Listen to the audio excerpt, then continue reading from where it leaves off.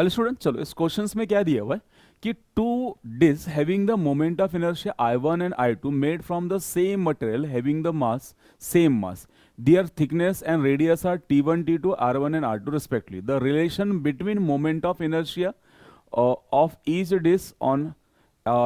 disk about the axis passing through its center and perpendicular to its plane and thickness. Okay, question में क्या बोल रहा है, दो डिस्क है, दोनों का मटेरियल सेम है, बट डिफरेंट क्या है, दोनों का थिकनेस डिफरेंट है, दोनों का रेडियस डिफरेंट है, बट मास सेम है। ठीक है, और मोमेंट ऑफ इनर्शिया का मुझे रिलेशन किसके साथ चाहिए, थिकनेस के साथ।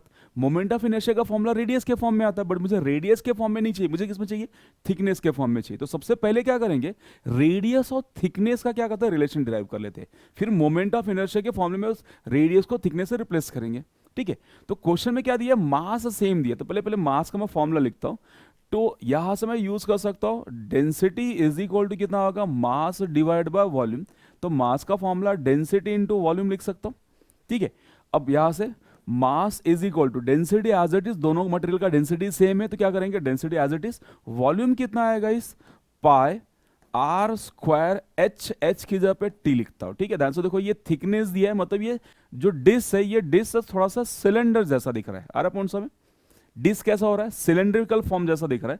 तो वॉल्यूम कितना आएगा उसका, पाई आर स्क्वायर एच। अब क्वेश्चन में क्या बोल रहा है, मास सेम है, तो आप ऐसे बोल सकते हो कि sir m1 is equal to m2। तो मैं क्या लिख सकता हूं यहां से, m1 मतलब rho into pi, it is r1 square t1 is equal to rho into pi, it is R2 square into T2। तो यहां से रो एंड पाई कैंसिल कर लो, कैंसिल करने के बाद क्या बचेगा अपने पास, यहां पे आपके पास बचेगा इस R1 square T1 is equal to R2 square and T2। ठीक है, T2 स्क्वायर नहीं T2। ठीक है, नाउ अब यहां से अपने पास आ गया R1 divide by R2 the whole square is equal to T2 divide by T1। चलो पहले ये रिलेशन मिल गया।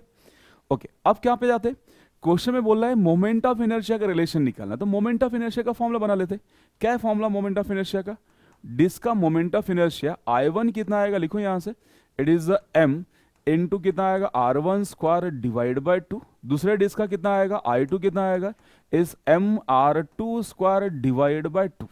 क्लियर, समझ में आ रहा है पे, डिस्क का moment of inertia about centre कितना होता है, mR स्क्वायर बाय 2 होता है। ठीक है, तो I1 I2 मिल गया, दोनों का अगर डिवाइड करता हूं I1 बाय I2 क्या होगा, दोनों का मास सेम था, कैंसिल हो जाएगा, 2 कैंसिल हो जाए तो कितना बचेगा आपके पास, यहां बचेगा इस R1 divide by R2 the whole square, overall square ले लेता हूं।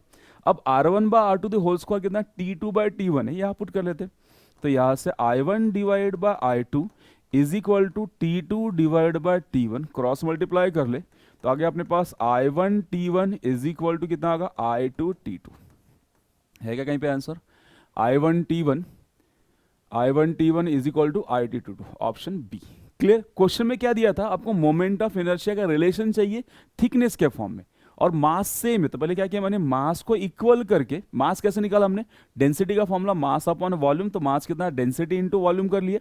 अब दोनों का मटेरियल सेम है, मतलब दोनों के लिए डेंसिटी सेम है।